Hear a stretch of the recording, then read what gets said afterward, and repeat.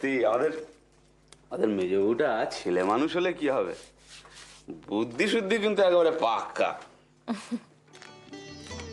যাক বাবা, আমি বাঁচলাম। খালি ভয় হচ্ছিল কি জানি তুমি রেগে যাবে, তখন আমি কি বলবো তোমায়।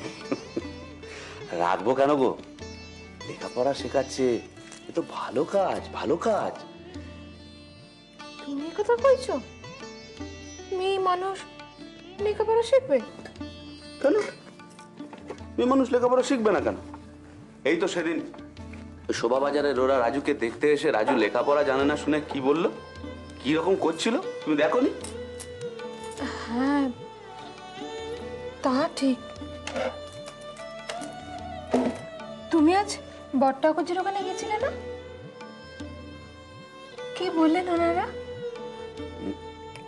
তেমন কিছু না, ভাবছি ভাবছি সামনের সপ্তাহে আমি আর কেদার বাবু একবার শোভাবাজারে যাব, বুঝলে?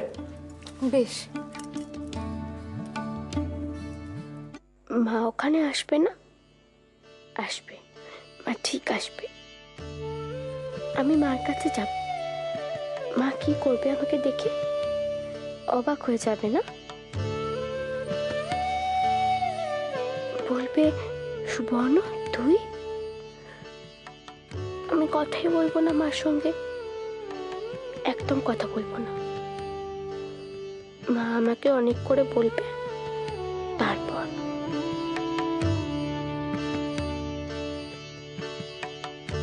সুবর্ণ তুই আসবি তো আমার কাছে? হ্যাঁ মা, আমি ঠিক আসবো তোমার কাছে। মা তুমি আমাকে তোমার সঙ্গে নিয়ে যাবে তো মা?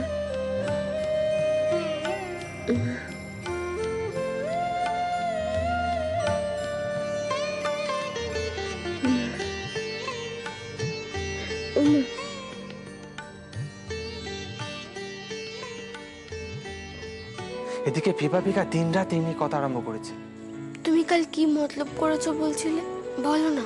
আরে বলছি না পরে বলবো, দাঁড়িয়ে দাঁড়িয়ে কথা বাড়াচ্ছ কেন? যাও এখন। কথা আমি বাড়াচ্ছি? এতক্ষণে বলা হয়ে যেত। এই তুমি না ভারী ঝ্যাটা, একটা কথাও শোনো না, তারপর তর্ক করবে। আচ্ছা বাবা, ভুল হয়ে গেছে, এখন তো বলো। আরে পরে পরে।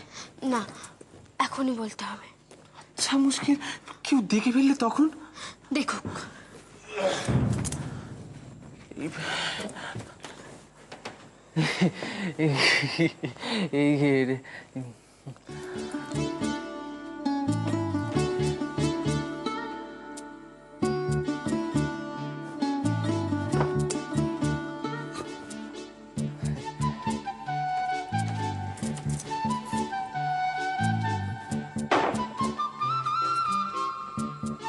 দেখলে দেখলে কি হলো?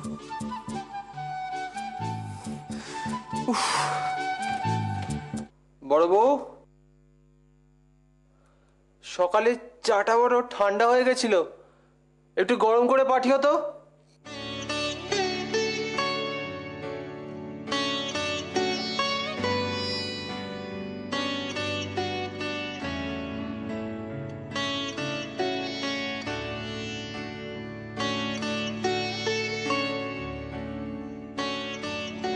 ও মা, তুমি তো এইমাত্র তরকারি বসালে, এখন আবার?